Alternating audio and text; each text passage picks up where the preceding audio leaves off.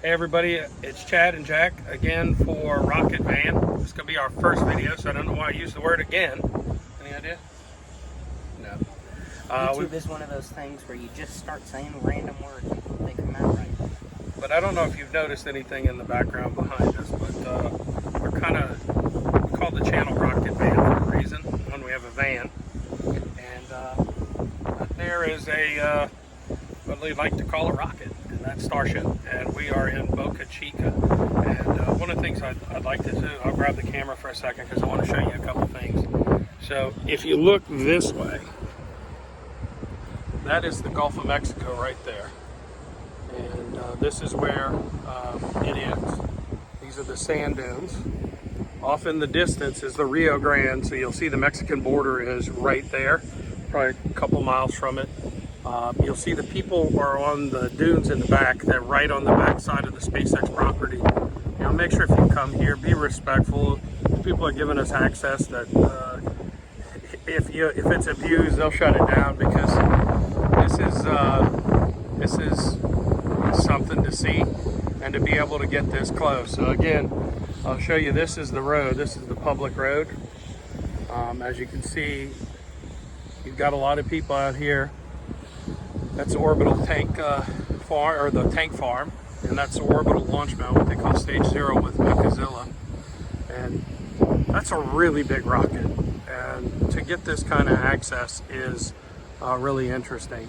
So Jack, you want to tell us a little bit about how the flight is planning on working that you know of? So as far as a launch plan has been given, and a launch flight plan, what they're going to do is they're going to launch, I believe, around 8:45 a.m. on Thursday, April 20th, and what it's going to do is around 8:45, it's going to launch. They're going to ignite all the engines on Stage 1 Super Heavy, which I believe is 33 engines. They're going to do 110% throttle, I think, and they're going to go up over the Gulf, southwest over the Gulf, and they're going to thread the needle, I think, between the Caribbean and Cuba. Somewhere in that area. Yeah, somewhere right between Florida and Cuba, I think. But so what he's talking about, okay, so from what I understand, this part here is called Stage 0. It includes what they call Mechazilla and this orbital launch mount. So this is the part, I'm assuming they call it Stage 0 because, like in computer science, you always start counting at 0. So then this part here is your first stage. So this is the part Jack was talking about that'll have the 33 Raptor engines on it. And this is the second stage. This is the part that's going to go to orbit. So in this particular case, with a successful flight, from what I understand, we're going to go right north of Hawaii. It'll never have a stable orbit, so it'll just start coming down. It won't even go around the Earth the whole time, and it'll come back down. If you notice, there's some fins on it. Jack, you want to tell them a little bit about the fins? So the fins on the second stage, aka Starship, the bottom one is Super Heavy. But on Starship, those fins, I don't know if they're removing them or not for future ships, but as of right now, they're used to help slow the vehicle down when re-entering the atmosphere. So what they're going to use is they're going to deploy them to slow themselves down, and they're going to use them as flight control surfaces, so they can help to guide themselves on where they need to do a powered landing. This time, I don't think they're going to do a powered landing. I think they're just going to do your favorite dive into the pool. The favorite dive into a pool of anybody who likes pain, the belly flop. They're just going to slam into the ocean at, I think the terminal velocity of the top end of the Starship is, I believe, 50 meters a second. Yeah, it's something really fast. Yeah, we'll try to. Somebody knows it. Instantly disintegrate, but I believe it's around 50 meters per second. I think it was between 100 and 200 miles an hour, or miles. Yeah, miles an hour. And we'll see what happens. And it's just, if you see this top part again, this is the section here we're talking about. This is the piece that went up to about 5 kilometers, did the belly flop back down, turned and land here. One of them blew up. And here, but then they've been able to do it. But since then, they built this section, and this is the section that's going to be really interesting on this flight. One, it's got an amazing amount of power. This is the biggest rocket ever built.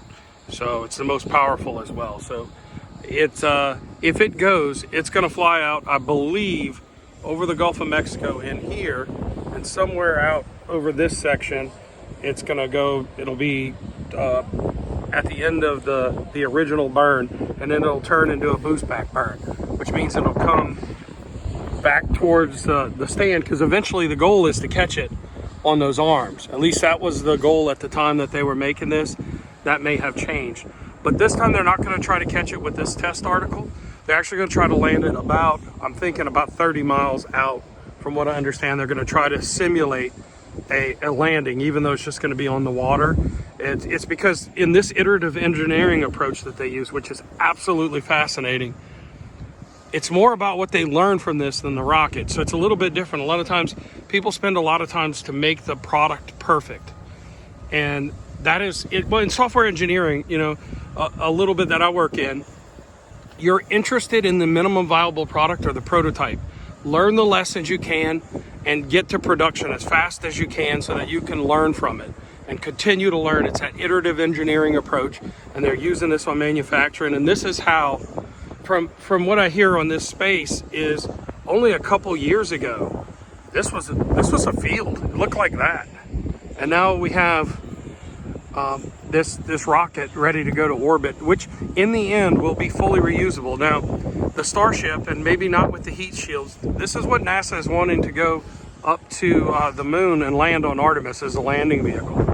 So this is fully reusable. So in my opinion, so since we've gotten here, and I'll tell you, this is more akin, and I told several people this, the way they build this is more like a shipyard where they're building boats. People are welding, and not right here at the tank farm because they've got all the stuff, but back about so you go up this road, it's maybe a couple miles, you'll hit the mega bays, and you got welding and forklifts running all over the place.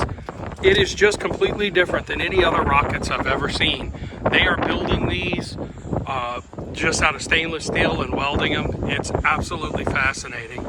And if you get a chance to come out here, you know, a couple things I'll tell you is to get this close to a rocket is unbelievable. Come out here, be respectful. You know, also keep your safety primary. You know, it's and let me turn the camera around for this. It's definitely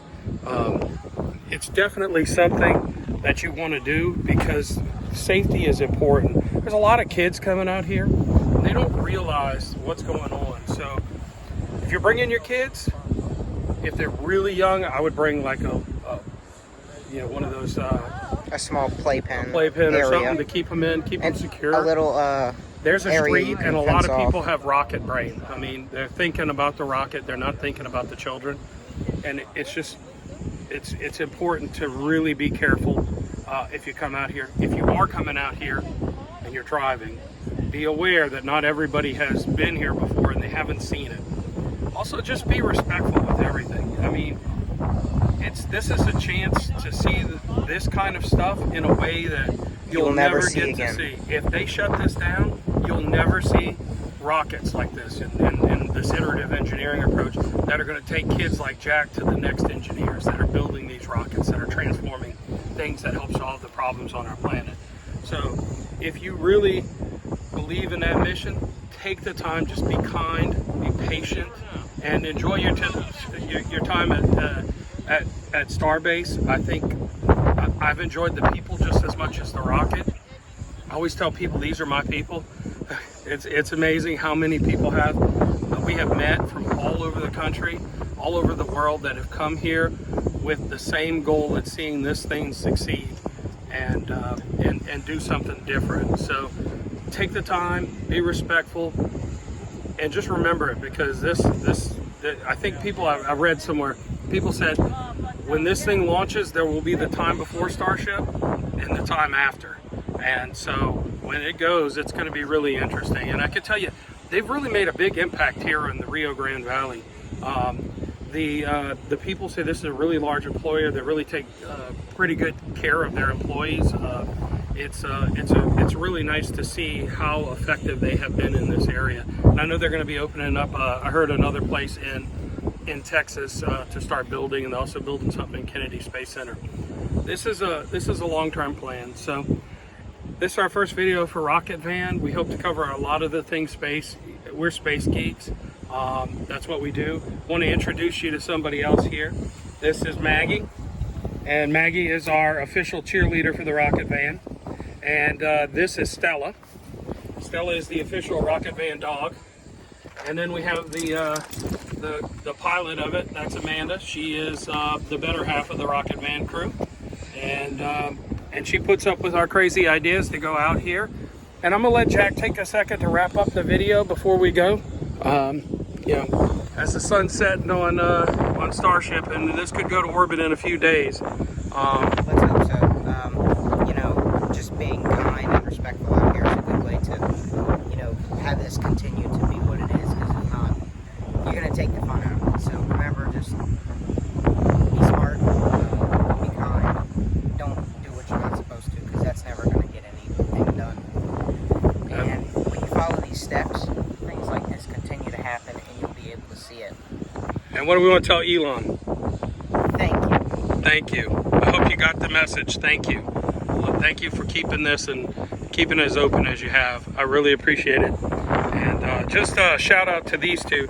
These are my two Eagle Scouts from the class of 2022. Maggie's one of the first girl Eagle Scouts, and Jack is also an Eagle Scout. So, but for Rocket Van, this is Chad. Make sure to like, comment, and subscribe, and we'll see you in the next video. Over and out.